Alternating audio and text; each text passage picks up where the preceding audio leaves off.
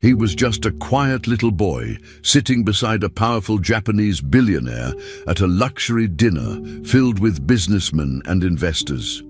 Nobody paid attention to him, nobody knew what he was thinking, and nobody even tried to understand what he was going through, until one fluent maid, who was supposed to just be serving food and cleaning up, heard what he whispered in Japanese and decided to respond.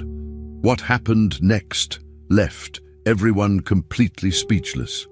Before we continue with this story, don't forget to subscribe to the channel and like the video. Oh, and don't forget to comment below where you're watching us from. We love to know that. The Thompson family had spent weeks preparing for an important night. They were hosting a fancy dinner at their large mansion to welcome a group of Japanese investors. These investors were interested in the technology company owned by Richard Thompson, a very rich and successful American businessman. The entire mansion had been cleaned and decorated. Every room looked perfect, and the dining table was set with expensive plates, silverware, and crystal glasses. The guests started arriving around sunset. Among them was Kenji Watanabe, a well-known Japanese businessman, and his young son, Hiro.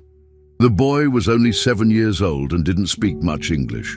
Despite his young age, Hiro looked serious and a little nervous. Everyone at the dinner wore expensive clothes and acted very politely. Waiters served drinks and appetizers, while Richard walked around, greeting each guest with a smile. The evening had a formal atmosphere, and everything seemed to be going exactly as planned for this important business event. When all the guests were seated at the large dining table, Richard stood up to welcome everyone. He thanked them for coming and talked about how important the evening was for the future of his company. Then he began to introduce his latest project. It was a new artificial intelligence system that he claimed would change the way people use technology in their daily lives. Everyone at the table listened carefully. Some nodded with interest, others asked a few questions. Richard seemed confident and excited as he explained how the technology worked. He used simple words so everyone could understand, even though the topic was complex. While Richard spoke, the guests remained focused and no one interrupted. Kenji Watanabe also listened, but something about him was different. He didn't smile, and his body looked stiff, as if he was uncomfortable. He answered questions when needed, but his tone was serious. Richard continued his presentation, unaware of Kenji's strange mood. The atmosphere at the table was polite but quiet. Most of the conversation was between the businessmen. Their wives sat nearby, smiling politely but saying very little. They mostly watched and listened, careful not to interrupt. The children, including Hiro, stayed silent. Some looked bored, others just sat still. Hiro, however, was not bored. He seemed scared. He sat next to his father and looked at him the entire time. He didn't touch his food and didn't say a word. His big eyes followed Kenji's every move. It was clear that Hiro was not relaxed like the other kids. While the adults focused on business, Hiro seemed to be watching something else, something that worried him. He clutched the edge of his chair tightly and kept glancing at the door and at his father's hands. The boy looked like he wanted to say something but didn't know how. The language barrier made it even harder. He understood some of what was happening, but not everything. The dinner continued with more discussions about the project. Richard explained how the artificial intelligence could be used in schools, hospitals, and homes. He mentioned deals with other companies and how much money the investors could make. Everyone seemed impressed. Richard's tone was full of energy and pride. He believed strongly in his project and wanted everyone to see its value. The investors asked more questions, and Richard answered them easily. Meanwhile, Kenji gave short replies and didn't ask much. His eyes often moved around the room, and he seemed distracted. Every now and then, he would look at Hiro, who was still sitting quietly with the same worried look on his face.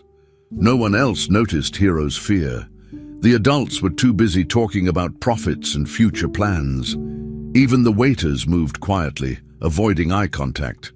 Everything on the surface looked perfect, but something was clearly not right between Kenji and his son. As the evening went on, Richard invited the guests to a small room next to the dining area, where a screen had been set up. There, he showed a short video about the new technology. The video had graphics, voice-over explanations, and real-life examples of how the AI system worked. The guests clapped politely at the end. Richard looked pleased with their reaction. Back at the table, dessert was served, and the conversation turned lighter. Some guests shared stories from their travels, others joked about business experiences. But Kenji didn't laugh. He stayed quiet and cold, only answering when spoken to. Hiro, still next to him, had tears starting to form in his eyes. He wiped them quickly, hoping no one would see. But his eyes never left his father's face. It was clear that something about Kenji's behavior was troubling the boy. Hiro sat frozen, his body tense, as if waiting for something bad to happen. By the end of the dinner, most of the guests were relaxed and satisfied.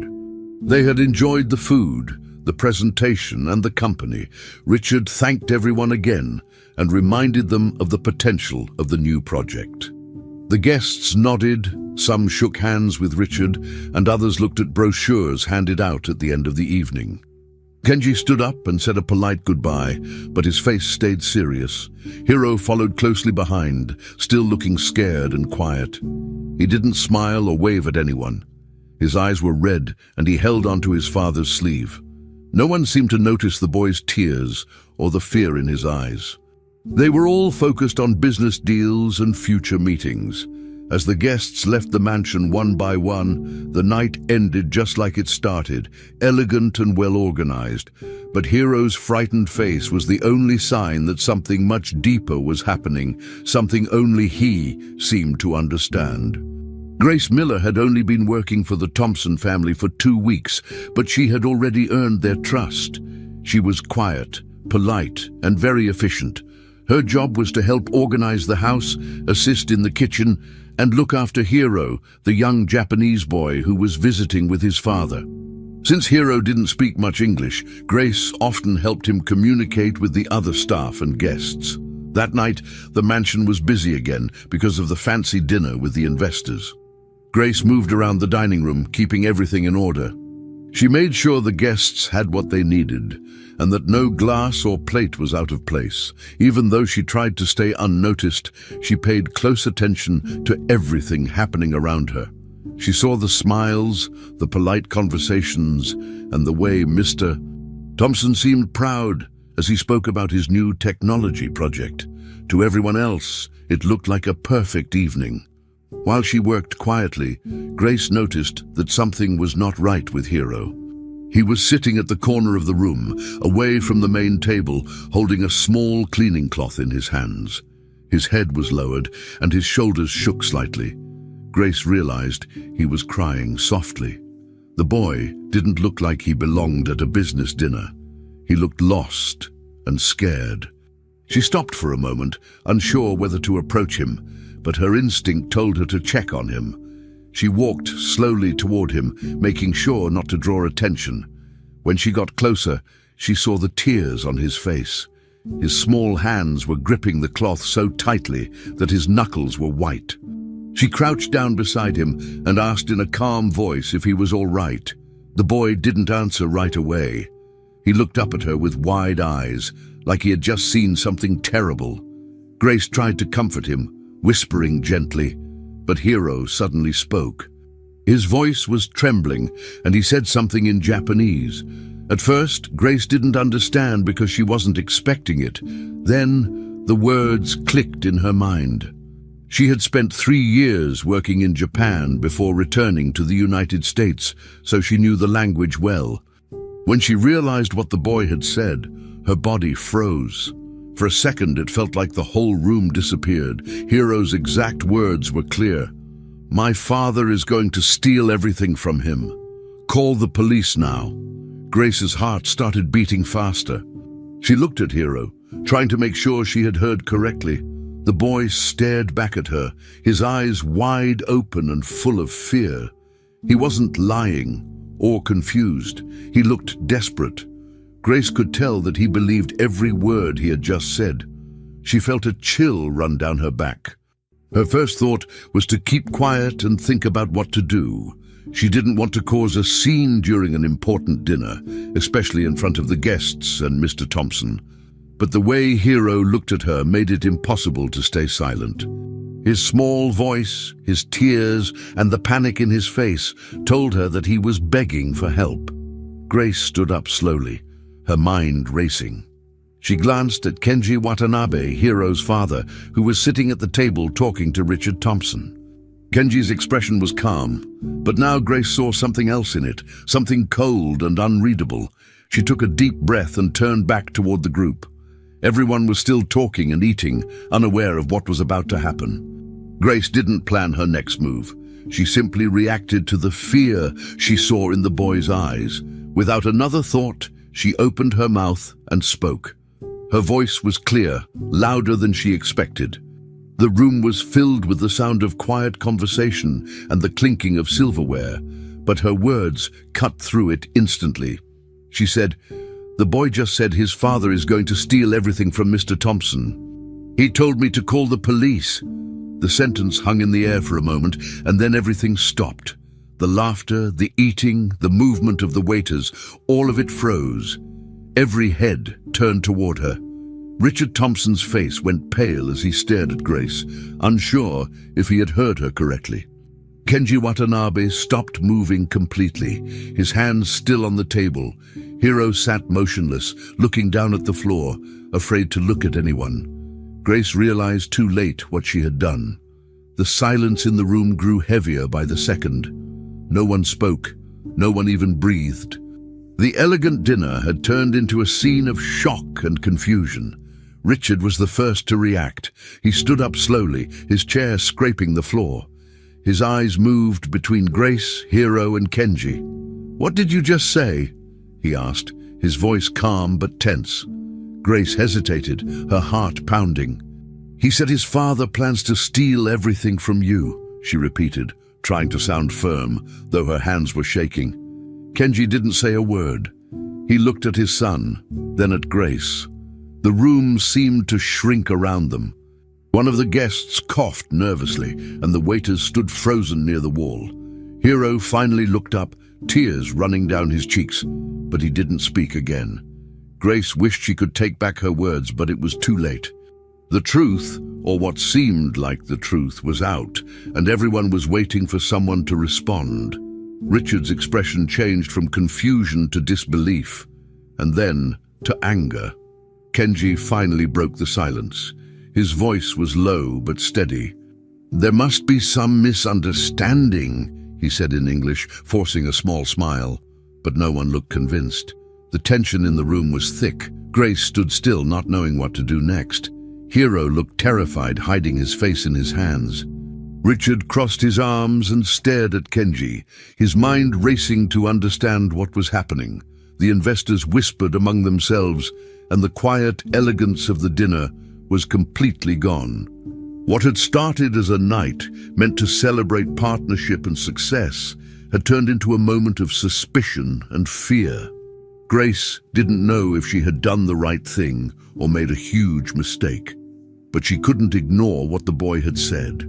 The silence in the room stretched on, and for the first time that evening, everyone realized that something very serious was happening behind the polite smiles and business talk. After Grace shouted those words, the entire dining room fell into complete silence. Every person in the room turned to look at her and the small boy beside her. Hiro's quiet sobbing grew louder, his small shoulders shaking as he clutched the green cleaning cloth tightly in his hands. The guests stared in shock, not knowing what to say or do. The fancy dinner, filled with laughter and polite conversation just moments before, now felt heavy and strange. Richard Thompson stood frozen at the head of the table, his mind trying to process what had just happened. Kenji Watanabe's face turned red with anger. He pushed his chair back suddenly, the loud scraping sound echoing in the room. He pointed at Grace and spoke in a sharp voice, denying everything. "This is ridiculous," he said. "She doesn't know what she's talking about." His voice was filled with rage. Everyone around the table stayed quiet, afraid to interfere. Grace tried to stay calm, though her heart was racing. She looked from Kenji to Richard, then back at Hero, who was now crying harder, his eyes red and full of fear. "I only repeated what the boy said," she tried to explain, her voice trembling. "He told me..." But before she could finish her sentence, Kenji interrupted her loudly. "Lies!" he shouted. "This woman is trying to embarrass me in front of everyone. She wants attention." His words made several guests exchange uncertain looks. Some tried to smile awkwardly, pretending nothing serious was happening, while others whispered quietly to each other. Richard raised his hands, trying to control the situation. "Please, everyone, let's stay calm," he said, though his own voice was shaky.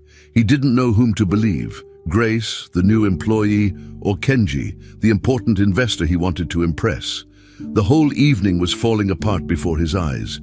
The atmosphere became thick with tension. The sound of Hero's crying filled the room, mixing with the nervous murmurs of the guests. One of the servers stood frozen near the wall, unsure whether to move or stay still. Grace's hands were shaking, but she refused to lower her eyes. "I swear, I'm not making this up," she said softly. "The boy said his father is going to steal everything from Mr. Thompson." Richard looked at her, then at Kenji, completely lost. Kenji's expression changed from anger to offense. "This is an insult," he said loudly. "You bring me here to do business, and now your staff accuses me of being a thief." He turned toward Richard with an angry glare. "Is this how you treat your guests?" His voice echoed through the room, and everyone felt the weight of his words. Richard looked pale, caught between his professional image and the growing chaos in front of him. Some guests tried to lighten the mood by laughing nervously, but their laughter only made things worse. It sounded forced, strange, and uncomfortable. Others leaned toward each other and whispered behind their hands, afraid to speak too loudly. Hero kept crying, unable to stop. The green cloth in his hands was wet with tears. Grace wanted to go to him, to calm him down, but she knew that any movement might make Kenji even angrier. Kenji glared at her with pure fury. "You should be fired for this nonsense," he said through clenched teeth. "You think you can speak Japanese and cause trouble? You have no idea what you're talking about." Grace felt her throat tighten, but didn't back down. "I know what I heard," she replied quietly. Richard rubbed his forehead, trying to think of a way to fix the situation, but nothing came to mind. The night had turned into a disaster. Richard finally spoke again, his voice tired and strained. "Please, let's just continue dinner," he said. "There must be a misunderstanding." He looked at Kenji apologetically, hoping to calm him down, but Kenji remained standing, breathing heavily. After a few seconds, he sat back down slowly, muttering something in Japanese under his breath. Grace stood frozen near the wall, feeling the eyes of every guest on her. Hero had stopped crying out loud, but was still sniffing quietly, his face hidden behind the cloth. The guests tried to return to eating, but the atmosphere was completely ruined. Every sound, the clinking of forks, the pouring of wine, felt unnatural. Grace looked at Richard, hoping he would believe her, but he avoided her gaze. She realized that speaking up might have cost her everything. Still, she couldn't stop thinking about the frightened boy sitting at the table. A woman in a black dress, one of the event coordinators, walked up to Grace and whispered something in her ear. Grace nodded slowly, her eyes still fixed on Hero. The woman took her gently by the arm and guided her out of the room. Grace didn't resist. She looked back one last time before leaving. Hero's eyes met hers for a brief moment, full of sadness and fear. Kenji noticed the look and pulled his son closer, placing a firm hand on his shoulder. The boy didn't move. Grace wanted to say something, to tell someone to protect the child, but the words never came. The door closed softly behind her, and the noise of the dining room faded away. Inside, Richard tried to regain control of the evening, forcing a weak smile as he asked the guests to enjoy their meal.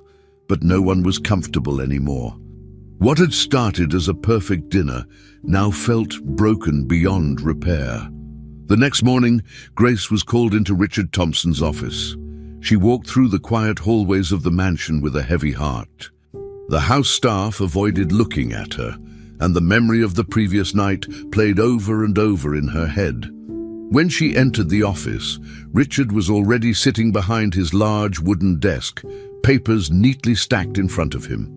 His expression was cold and serious.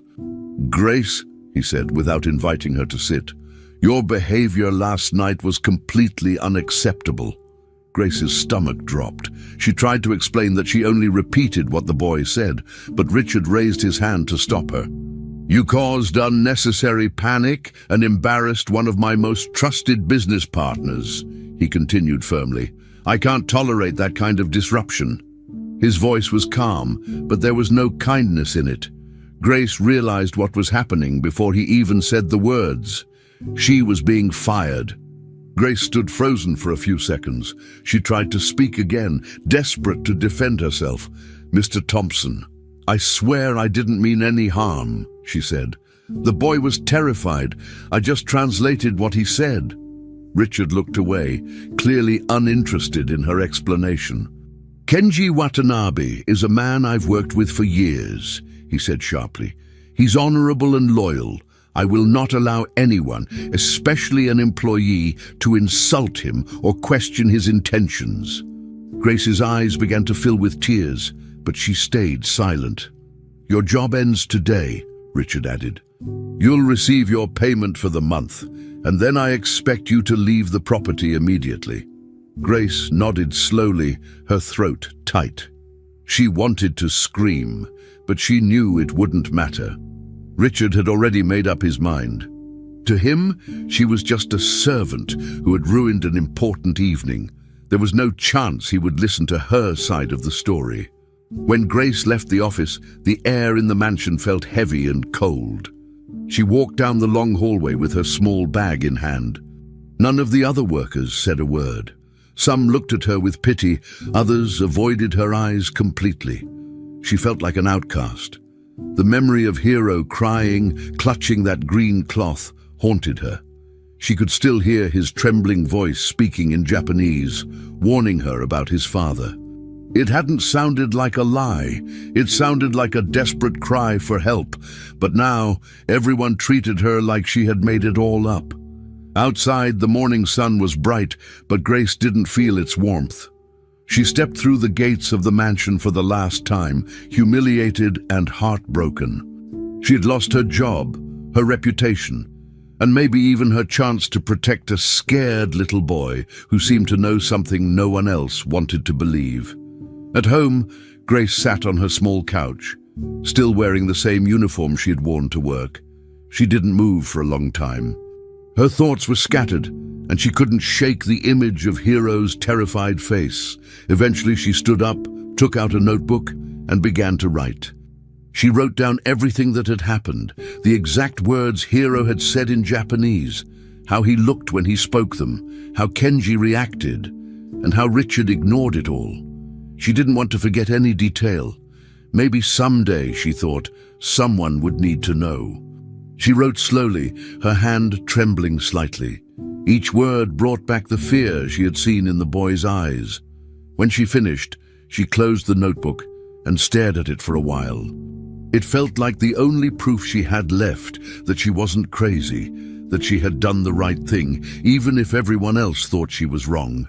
While Grace sat at home replaying every moment, life at the Thompson mansion continued as if nothing had happened. Richard and Kenji met again the next day to discuss their plans for the upcoming conference. They spoke about contracts, presentations, and future investments.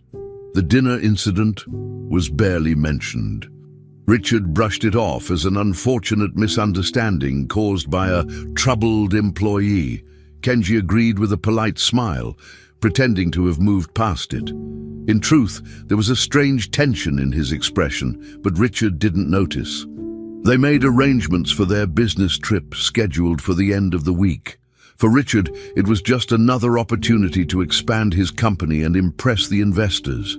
For Kenji, it was something else entirely, something only he understood. The two men shook hands, sealing their plans, while the rest of the staff pretended that nothing unusual had ever happened. In the meantime, Hiro stayed behind under the care of a new nanny hired to replace Grace. The woman was kind but distant, and she didn't speak a word of Japanese. She tried to keep Hiro entertained with toys and books, but he barely responded. The boy, once quiet but polite, became even more withdrawn. He refused to eat with others and spent most of his time staring out the window or holding the same green cloth from the night of the dinner. He didn't talk to anyone, not even when spoken to directly. The staff assumed he was just shy or tired, but Grace's absence seemed to have changed him completely. When Kenji came home from meetings, Hiro avoided his gaze. The boy's silence grew heavier each day, and no one seemed to notice. Everyone in the house was too focused on business, money, and appearances to see that something was deeply wrong. No one cared to ask what Hiro was so afraid of. By the end of the week, Richard and Kenji packed their bags for the conference. The mansion was busy again, full of assistants and drivers preparing for their departure. Grace, far away from all of it, sat quietly in her small apartment holding her notebook. She thought about going to the police, but she had no evidence other than her memory and what Hiro had said. No one would believe her word over Kenji Watanabe's. She felt powerless, but deep down, she couldn't let it go. She knew something bad was coming, even if she didn't know what. At the mansion, Hiro stood by the stairs, watching his father leave. The boy didn't wave or say goodbye. His small hands tightened around the green cloth again. As the car drove away, the house fell silent. Everyone went back to work as if nothing had happened. But the silence that followed wasn't peaceful. It was the kind that hides a secret no one dares to speak about. Convinced that something serious was about to happen, Grace couldn't sit still anymore.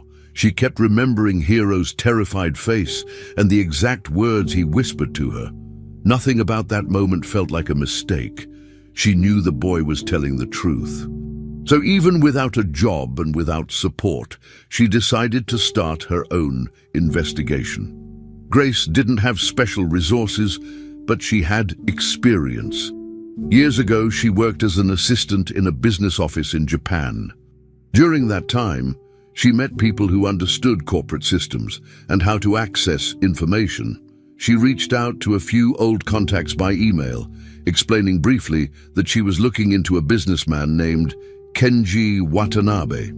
At first, no one responded. Then after a few days, one person finally replied. It was a former co-worker who remembered Grace well and agreed to help her. With his assistance, she was able to start digging through public records and old company databases.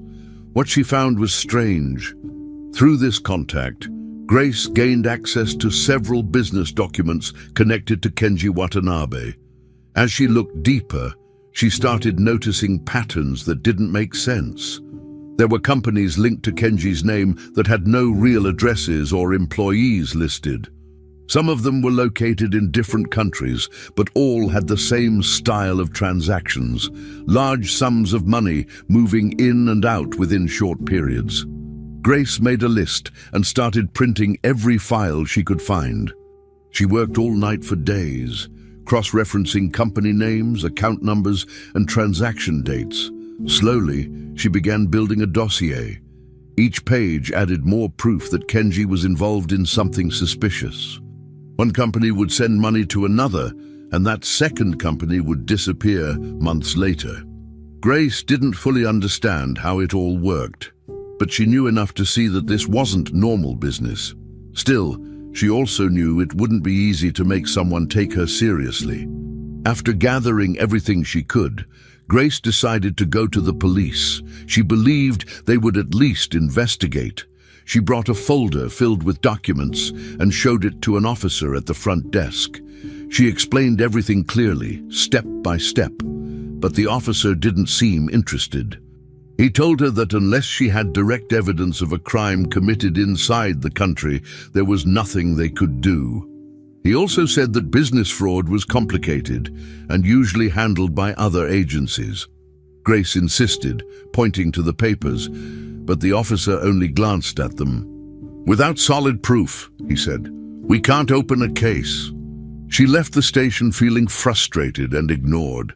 It seemed like no one wanted to get involved. As she walked home, she thought about giving up, but the fear in Hero's voice came back to her mind. She couldn't forget it. She knew she had to try another way.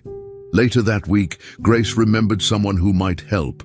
Years ago, she worked with a man named Daisuke, a private security expert.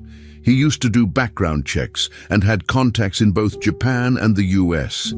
She reached out to him quietly and asked if they could meet in private. Daisuke agreed, and they met at a small cafe far from the city center. Grace showed him the papers and explained everything that had happened. Daisuke listened carefully and asked a few questions. Then he nodded slowly. "I've heard of Kenji," he said. "He's been investigated in Japan before." Grace leaned forward. Daisuke explained that years ago there had been a case against Kenji for fraud, but it was closed because of lack of international cooperation. The evidence existed, but nothing could be done without support from outside countries. Grace felt a mix of shock and relief. She was right all along. Kenji wasn't clean. Now she had to make this known somehow.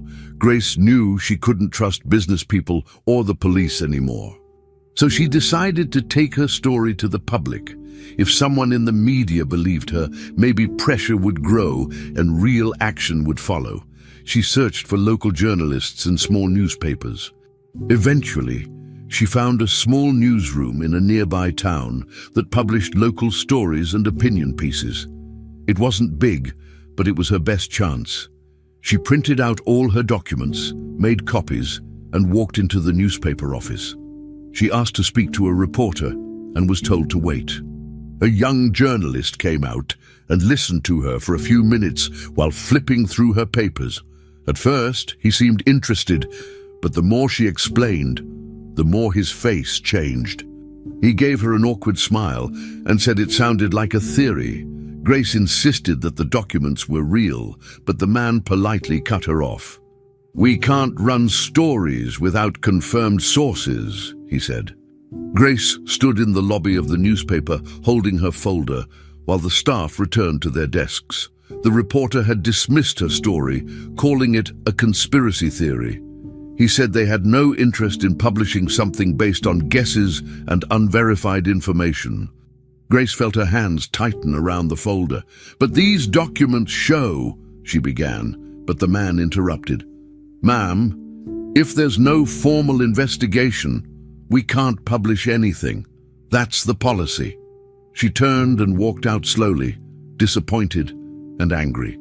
Outside, the day was quiet and the street was almost empty. She sat on a bench nearby and looked down at the papers in her lap. Everything she had found meant nothing to them. No one wanted to risk their reputation or time for something that wasn't already confirmed by authorities. Grace realized she was alone in this. No one believed her. But she also knew that the truth didn't disappear just because people ignored it. 2 days after Grace tried to expose everything she had discovered, she received an official document at her apartment. It was a legal summons. Confused and nervous, she opened the envelope and read the content carefully. The document stated that Kenji Watanabe had filed a formal complaint against her for defamation and for allegedly leaking confidential business information. Grace couldn't believe what she was reading.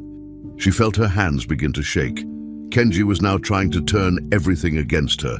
He was using the legal system to silence her. At first, she felt overwhelmed. She had no lawyer, no money for court, and no powerful connections. Later that day, when she checked the news online, things got even worse. A local news outlet had published a short article about her, calling her a former employee who had caused a scene and was now harassing a respected businessman and his associates. The article made her look like she was unstable and dangerous. Nothing about it was true. The story quickly spread through social media.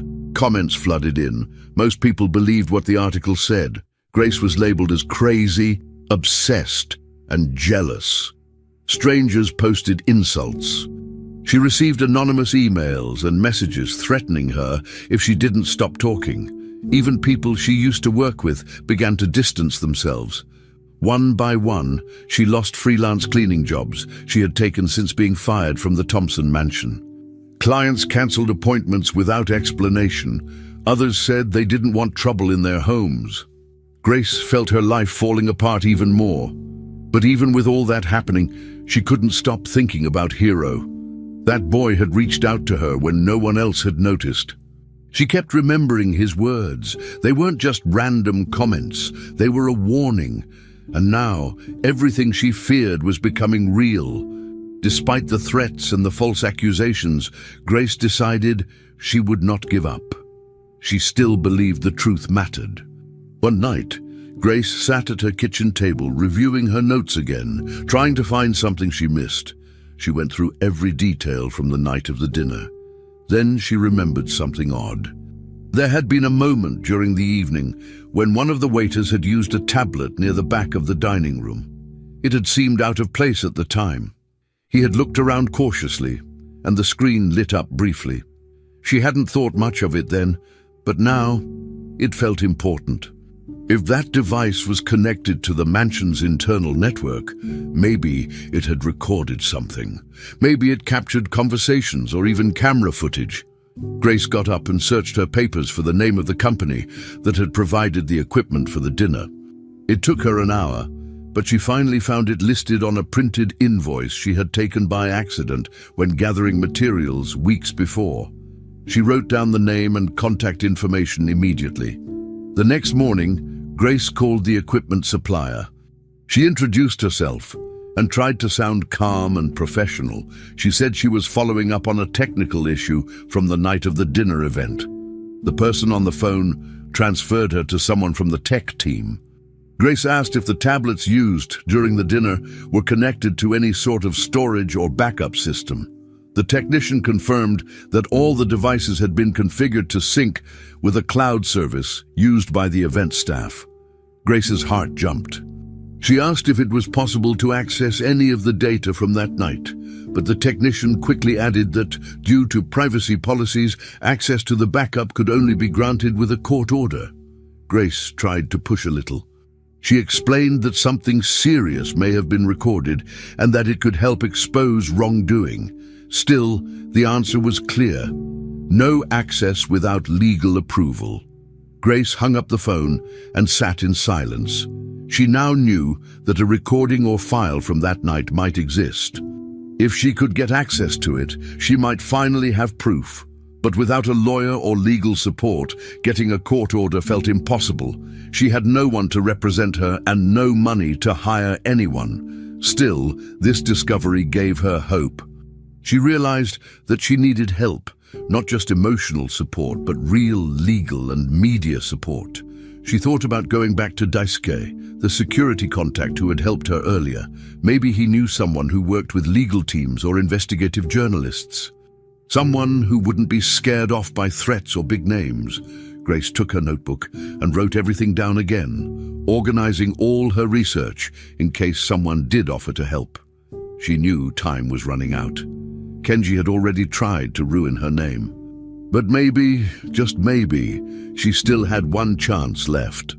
That evening, Grace took a walk around her neighborhood, trying to clear her mind. She couldn't stop thinking about the cloud storage. If that tablet captured anything, audio, video, even screenshots, it could change everything. But without access, it was just another dead end. She looked at the streets around her, so normal and quiet, and felt completely alone. No one knew what she was fighting for. To them, she was just a name in a strange news story. But deep inside, Grace still believed that truth had value. She didn't care about revenge. She didn't want money or attention. She only wanted someone to believe her and to protect Hero from whatever danger he had tried to reveal. As she walked home, she made a silent decision. She would find a way to get that back up, even if it took months. She would not disappear quietly. The truth was there, somewhere, and she wasn't going to stop until she found it. Determined to continue her investigation, Grace knew she had to take a risk. She didn't have the legal tools to get access to the cloud storage, but she remembered someone from her past who might help. Years ago, she had worked with a man named Leo, a computer technician who often helped companies recover lost files and fix systems. They hadn't spoken in a long time, but Grace contacted him anyway. She explained her situation briefly, without giving too many names, and asked if there was any way to access a private cloud without going through official channels. Leo hesitated, but agreed to meet in person. When they sat down together, she told him everything. She showed him the name of the equipment supplier and explained what kind of system had been used during the dinner. After listening carefully, Leo said it was possible, but risky. He warned her that accessing the cloud without permission was illegal, but Grace was firm. She told him it was the only way to protect an innocent child. The next day, they met again at Leo's small office, which was filled with old monitors, cables, and computer parts. He had already done some preparation and found a way into the server used during the event. It took several hours of work. Grace sat quietly as he typed quickly, bypassing passwords and security layers. She watched the screen closely, even though she didn't understand most of what he was doing. Finally, he accessed the backup folder from the night of the dinner. There were several files, mostly system logs and routine updates. But buried deep in one of the folders, Leo found a video file labeled with a random code. They opened it, and what they saw made Grace's heart race. The video was short and low quality, taken accidentally by a camera that had been connected to the sound system's control panel. The angle was off-center, but the voices were clear. It showed Kenji speaking with another Japanese businessman at the edge of the room. In the video, Kenji leaned in close to the man and spoke in Japanese. Grace asked Leo to rewind and play it again, just to make sure she had heard correctly. She translated as they watched. Kenji said the new artificial intelligence system was easy to copy. He explained that once the agreement with Richard Thompson was signed, they would move forward with their plan to take over the company. Kenji didn't use careful words. He spoke confidently, believing no one was listening. The other man nodded and smiled. Grace's hands began to shake. This was the proof she had been searching for. It wasn't just an opinion or a theory. It was a real conversation caught on video, showing clear intent to commit corporate fraud. She asked Leo to save the file and make several copies. He agreed and burned it onto a USB drive, then made backups on 2 separate devices. Grace left his office that day with hope for the first time in weeks. The next morning, Grace made an appointment with a lawyer she had found through one of her few remaining contacts. She met him at a small office in the city. She brought all her printed documents, the USB drive, and her notebook filled with notes. The lawyer, Mr. Dalton, was quiet and serious. He reviewed everything carefully. When he watched the video, he paused halfway through and rewound it. After watching it again, he looked at Grace. "This is evidence of a planned corporate conspiracy," he said. "If this can be authenticated, it proves that Kenji was planning to steal proprietary technology." Grace nodded, feeling a bit of relief. Finally, someone understood. "Mr. Dalton explained that normally this kind of video would be very strong in court, but there was a problem. Because the footage was obtained without legal permission, it couldn't be used officially unless a judge allowed it. He said the police might still refuse it. But he encouraged Grace to try anyway. "It's too important to ignore," he told her. Grace went straight to the police station after leaving the lawyer's office. She carried the video file on a USB drive, along with a printed summary and a letter from Mr. Dalton. She asked to speak to someone in charge of financial crimes. After a long wait, she was taken to a small office where a detective sat behind a desk. She explained everything calmly, step by step. She showed the documents, handed over the letter, and finally played the video. The detective watched the footage silently. When it ended, he asked how she had obtained it. Grace told the truth. She had used help from a technician to access the cloud storage. That's when the detective's tone changed. He told her that because the video was collected without proper legal authorization, it couldn't be accepted as formal evidence. Grace tried to explain again, but the answer didn't change. "It might be useful later," the detective said, "but for now we can't act on it." She walked out of the station with the USB drive still in her bag. She knew now that she was dealing with people who had power, influence, and resources. Kenji wasn't just a dishonest businessman. He was protected by connections and a system that ignored the truth when it was inconvenient. But Grace also knew that the truth was on her side. She had the video, she had documents, she had a lawyer who believed her. Even if the police weren't ready to act, she wouldn't stop. She would keep looking for ways to bring the truth forward. She thought about going back to the press. Maybe a journalist would be willing to listen now that she had real evidence. Or maybe she could find someone inside the company who had doubts and was willing to help. Grace left the station that day, tired but more focused than ever. She wasn't done, not even close. In a moment of desperation, Grace made a decision she had avoided for weeks. She took everything she had, the video, the documents, and her handwritten notes, and published it all online.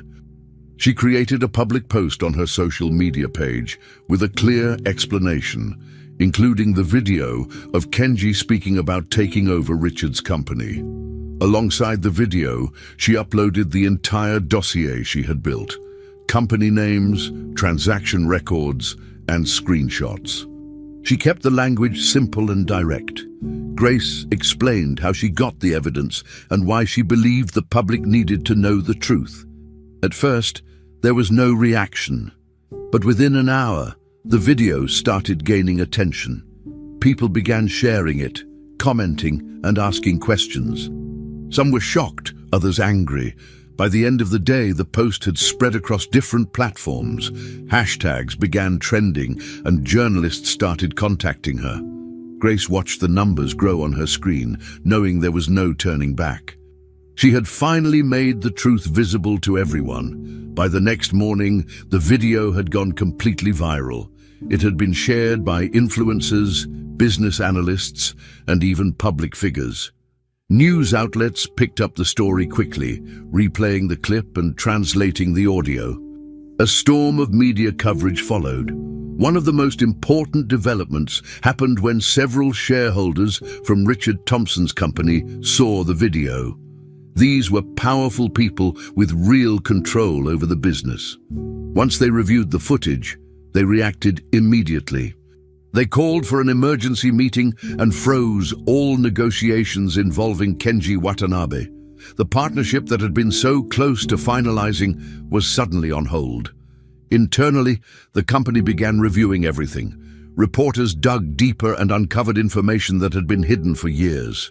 In Japan, Kenji's past criminal investigations resurfaced.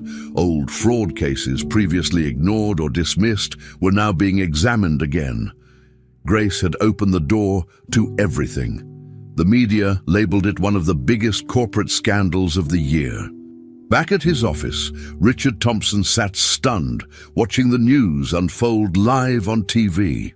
He had trusted Kenji for years. They had built plans, shared ideas, and signed contracts. Now, everything was falling apart.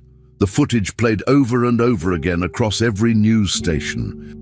Reporters showed images of Grace, clips of Kenji, and screenshots of the documents she had released. Richard could no longer defend the partnership. The pressure from investors, clients, and the public was too strong.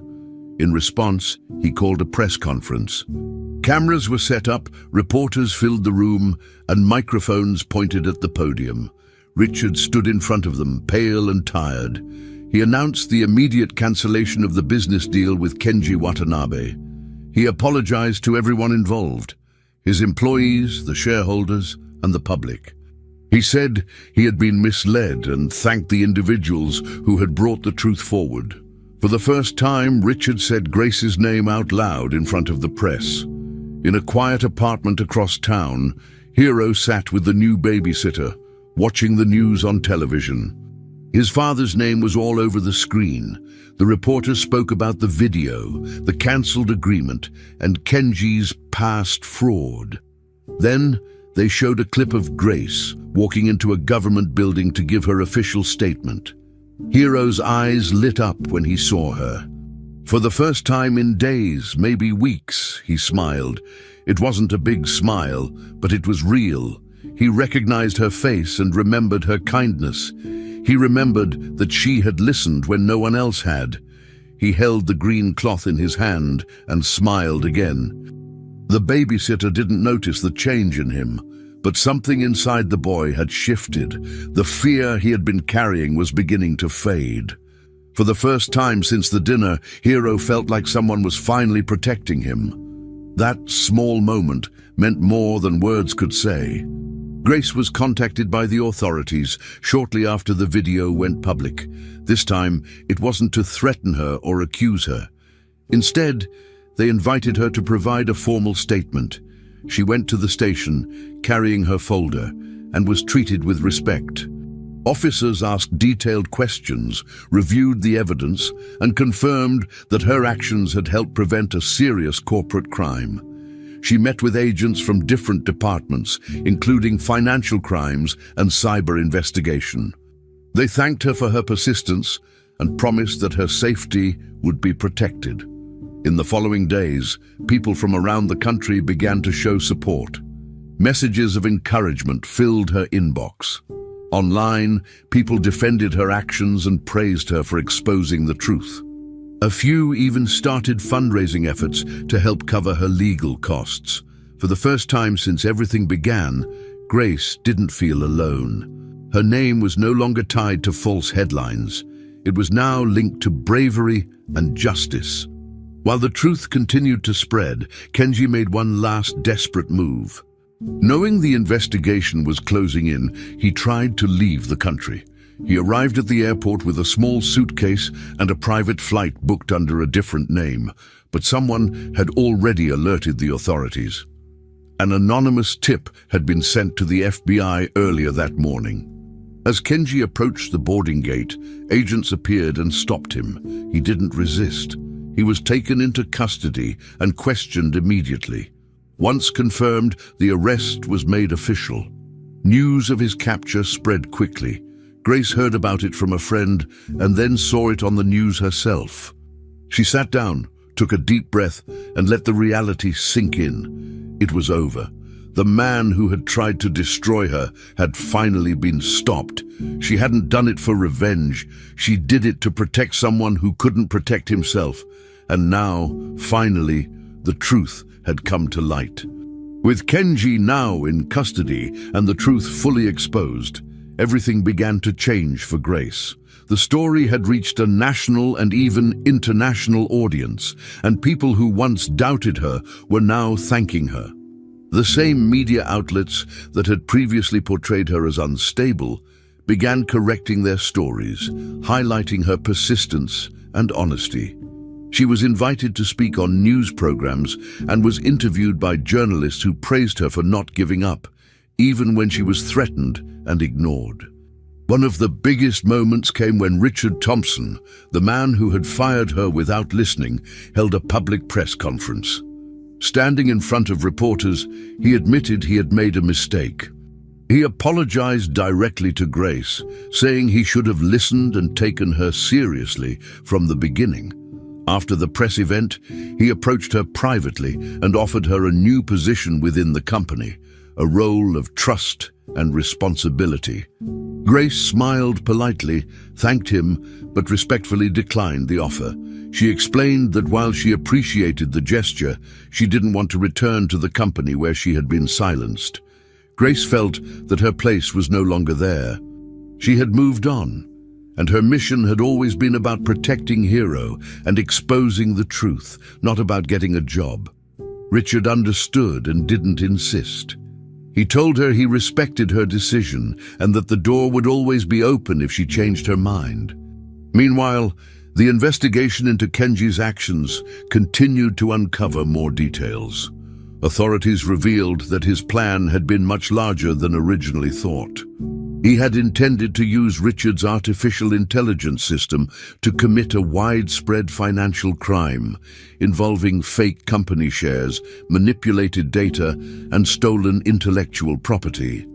If the deal had gone through, it could have caused millions in losses and affected several companies across multiple countries.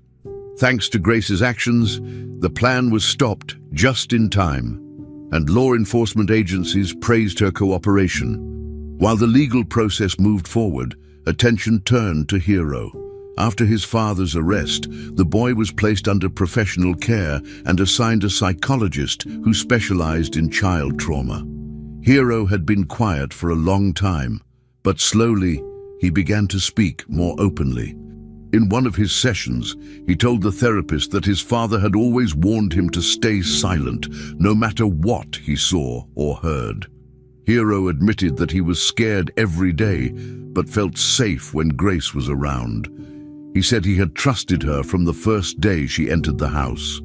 His statement was included in the case file and helped build a clearer picture of the emotional abuse he had suffered. The public reacted strongly to Hero's words. Many people expressed concern and support for the boy, and some even sent letters and gifts. For Grace, knowing that Hero was finally receiving the help he needed was the most meaningful outcome of all. The impact of the case continued to grow beyond anything Grace had imagined. Once her story went public, more people came forward. Other individuals, including former business partners and employees from Japan and other countries, began to speak out against Kenji. They shared stories of shady deals, unpaid debts, and intimidation. It became clear that this was not the first time he had manipulated or threatened people, but it was the first time someone had fought back and succeeded. International authorities began reopening closed cases, and legal teams from multiple countries coordinated to investigate everything Kenji had done over the years. He now faced charges not just in the United States, but also abroad. The case became a powerful example of how corporate crime could be stopped when people were brave enough to speak out. Grace's name was now associated not with scandal, but with integrity and justice. Her actions had created a chain reaction that would protect others for years to come. Not long after the dust settled, Grace was invited to a civil rights event honoring individuals who had taken risks to protect others and stand up for justice. The event was held in a large auditorium, filled with people from all backgrounds, activists, lawyers, students, and everyday citizens who believed in doing the right thing. When Grace's name was called, the entire room stood and applauded. She walked to the stage, feeling nervous but proud. The host spoke about her strength, her persistence, and the impact her actions had made. Grace didn't give a long speech. She simply said that listening to a frightened child had changed everything, and she hoped others would do the same if they ever faced a similar situation. Her words were followed by another wave of applause. People stood clapping for several minutes. Grace looked out at the audience, realizing that what had started as a lonely fight had become something much bigger. She had found justice, and now she was being recognized for it. As the event ended, many people approached her to say thank you. Some shared their own stories of being ignored or silenced and told her that her actions gave them hope. Grace listened to each person with kindness and patience. She wasn't used to being in the spotlight, but she understood how important it was to show that standing up for what's right can truly make a difference. Later that night, She returned home and sat quietly with a cup of tea. Her apartment was still small and modest, but it felt peaceful. She looked at the notebook where she had written Hero's words so many weeks ago. She flipped through the pages slowly, remembering each step of the journey. From being fired and humiliated to being honored and applauded, everything had changed. But the most important thing was that the truth had finally come out. Justice had been served, not just for her, but for Hero, and for everyone else Kenji had tried to hurt. Months after the scandal, Grace's life was completely different. The woman who had once been fired and humiliated was now respected by thousands of people. She had used her experience to create something that could help others. With the support of volunteers, lawyers, and former colleagues, Grace founded an organization focused on protecting domestic workers and reporting corporate abuse. The goal was simple: give a voice to those who were often ignored and make sure what happened to her and to Hero never happened again. The organization offered legal guidance, emotional support, and public education. Grace didn't want people to feel alone the way she had felt. She gave talks at universities, attended conferences, and worked directly with victims of mistreatment. Every day, someone new reached out to her, and she listened to every story with care. She had become a symbol of justice, not because she was looking for fame, but because she refused to give up. What she built came from pain, but it turned into hope. At the same time, Hero's life was also changing.